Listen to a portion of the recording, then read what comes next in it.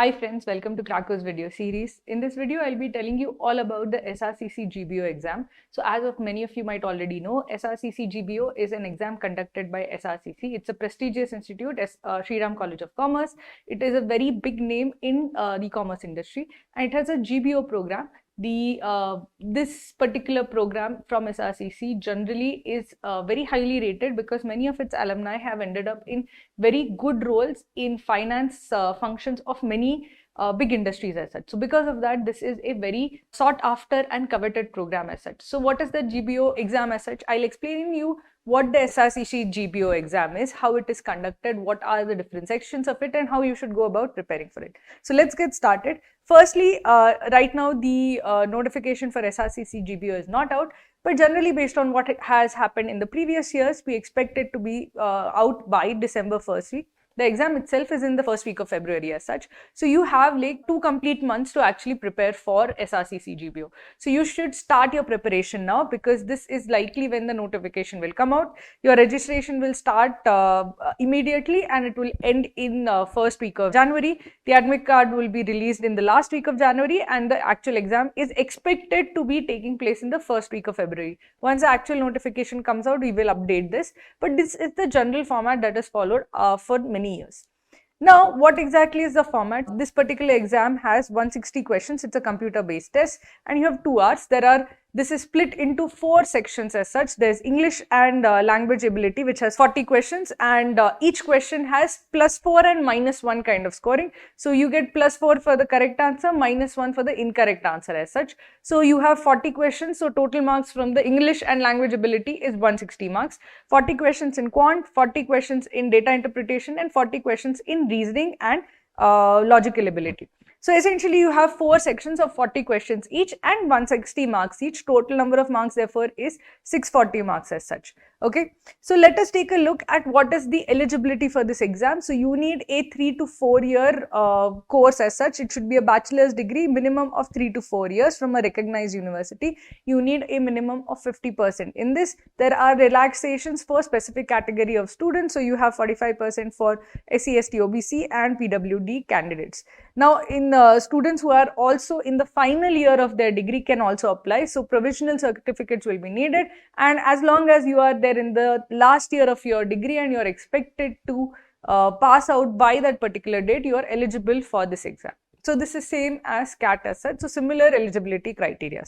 Now consider the final selection. So how is the final selection done? So here the weightage for the exam is 75%. 75% of the total score is given to the exam. So this is a very high weightage as such. If you compare it to other competitive exams, other MBA entrance exams, a lot of MBA entrance exams give a lot of weightage to personal interview and GD round as such. So here GD and PI weightage is much lower. It is only 25%, while the score from SRCC GBO exam is 75%. So if you do very well in the exam, there is very high likelihood that you will get your final admission as such, because the GD and PI weightage is on the lesser side. If you are also somebody who suffers from interview phobia and does not generally crack interviews, this is a good program for you, because in this particular program there isn't a lot of weightage for personal interview.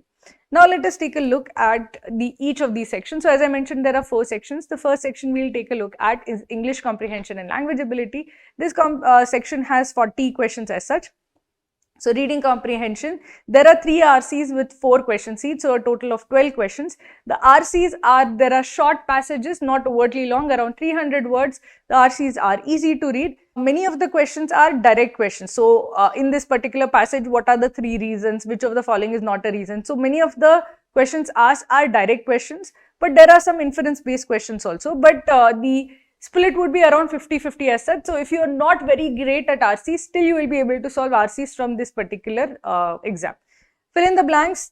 Here there are the fill in the blanks where there is only 1 blank, there are 5 such questions, and when there are 2 blanks, there are 7 such questions. So there is a total of 12 questions which are fill in the blanks. Modal verbs, basically you have to identify the correct modal verb to use in a particular sentence. Modal verbs are couldn't, shouldn't, shall, will, etc. So all of these are, it's a basic, like very basic concept in grammar as such. It will take you very little time to learn it. But one question comes from this particular topic every year. Odd one out, this is basically vocabulary based. There will be 4 words given. You will have to find out which word of the 4 words is an odd one out. Parajumble, these are 4 sentence parajumbles. These are on the easier side and there are 3 questions of this type. Sentence error correction is basically grammatical errors. You have to spot which part of the sentence has a grammatical error. So there will be 3 questions of this type. Synonyms, antonyms is again vocabulary based. You have to find out the words which are synonyms of each other and antonyms of each other. Parajumble, odd one out, basically this is OOC parajumble that you see in CAT. You will be given 5 sentences, 4 of them form a parajumble paragraph, 1 of them is the odd one out. You have to identify which is the odd one out. Analogies, again vocabulary based, there will be 2 questions from this. So if you see the entire section as such, it is very heavily tilted towards verbal ability. Only 12 questions of reading comprehension and 28 questions of verbal ability. So this is one section you can quickly actually answer the questions and move on, and you can score very well in this if you have a good vocabulary and good grammar sense. If you actually work in improving these particular sections, areas of your particular abilities of vocabulary and grammar, you should do fairly well in this particular section.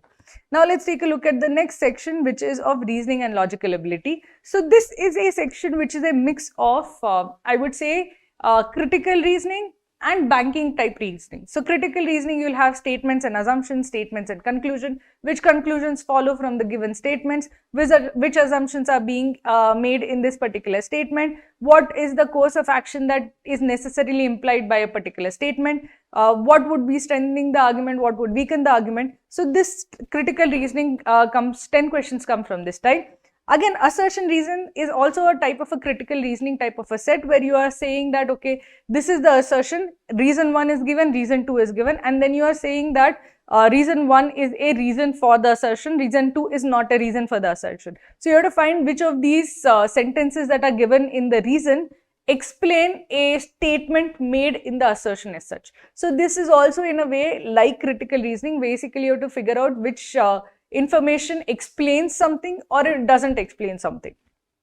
The remaining, if I see, this is arrangement is pure linear arrangement. They are simple questions on linear arrangement. Most of this that you see is what you would expect in banking reasoning if you have taken banking exams.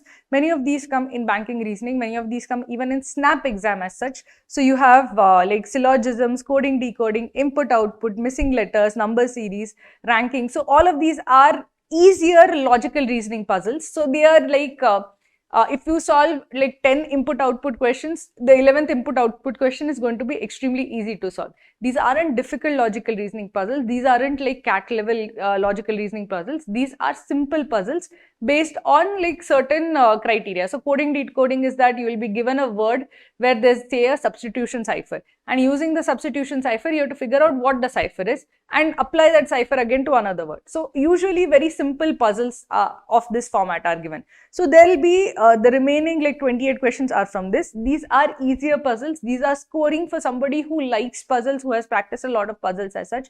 These are not difficult LR sets. These are extremely doable questions as such.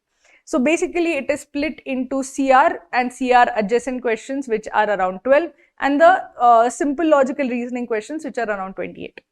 Now let's take a look at the next which is in data interpretation. So data interpretation, again there's a separate data interpretation section where pure data interpretation is there. There's table based data interpretation, there's bar graph data sets, pie chart sets, line graph sets. So pure chart based and table based data interpretation is there. There are also some quant based sets which are essentially based on set theory. So you will be given a caselet where you will be told that, okay, A is to B is in this ratio. So the number of girls in class to boys in class is 3:2. The number of boys who are interested in physics to chemistry to bio is 1:4:3. So basically you have to basically split the set into different parts. You have to form a table based on that. So it is kind of like set theory. You have to find out and draw out the different bifurcations of the overall set as such. So this is basically what you get in quant based DI. These are not difficult questions, but they will be time consuming. They will be calculation intensive at times. You have to learn how to read graphs, bar charts, pie charts and line graphs. You have to be able to read, and you have to calculate quickly. That is basically what is being tested here. The last section is quantitative aptitude. Quantitative aptitude is similar to many of the quant sections that you see in SNAP or XAT. There is a heavy weightage for arithmetic. The arithmetic is generally on the easier side, ratios and proportions, averages, time, speed and distance, percentages, profit and loss, etc. This is not difficult arithmetic, it's on the easier side. Algebra questions are also there, so there's linear equations, quadratic equations, inequalities, functions, all of that is also over here. There are 12 questions from algebra, but again, both arithmetic and algebra are not difficult questions. They'll be easier questions, much easier than both XAT as well as CAT.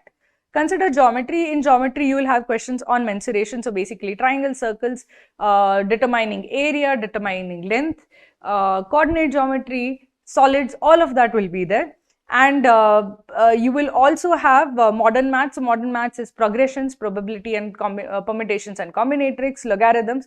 That will be 8 questions as such. So overall, I feel that this is very similar to a easy paper of CAT or a very easy paper of CAT and XAT as such. So similar to that, very heavily skewed towards arithmetic and algebra as such, lesser weightage to geometry and other subjects.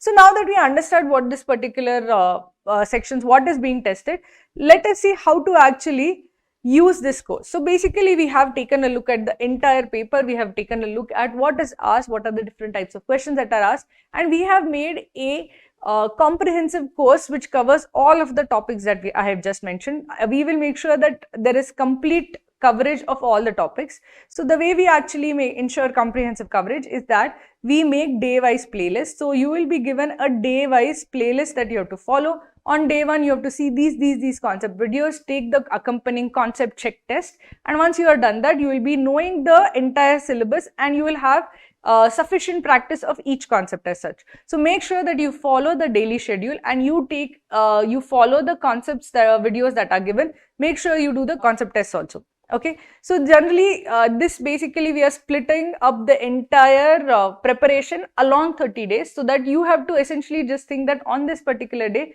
I have to do only this much, so that you are able to you will not get overwhelmed by the entire amount of course that has to be done, and the course can be done in a timely manner. If you follow the schedule religiously, I'm sure you will be fully prepared for the test. The entire concepts coverage will be done and you will have sufficient practice.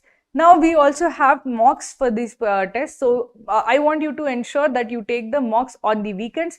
So basically during the weeks, I want you to follow the schedule and do the concepts and concept videos. On the weekends, I want you to take the mocks. Each mock, you have to not just take the mock, you have to analyze the mock. You have to identify what are the weak areas, where did I make the mistake, what concepts do I not know. I want you to then go back and do a concept check that do I know this particular concept. If not, let's see the video again. Try to solve more questions from the concept so that you know for sure that this is the concept, this is how I solve questions from this topic. So this is basically how we have designed the course and how we intend this course to be used. I want you guys to follow the course religiously, because I know from past experiences that students who are diligent in solving their, doing their coursework every single day, those who do not have a lot of backlog, I know that they are able to crack this exam every single time. So please follow the schedule religiously. Make sure that you take all the mocks and you solve all the concept tests. With this, I'll leave you guys. Best of luck for SRCC preparation. This is an exam that all of my students can crack, and we'll be there every step of the way helping you. So thank you for tuning in.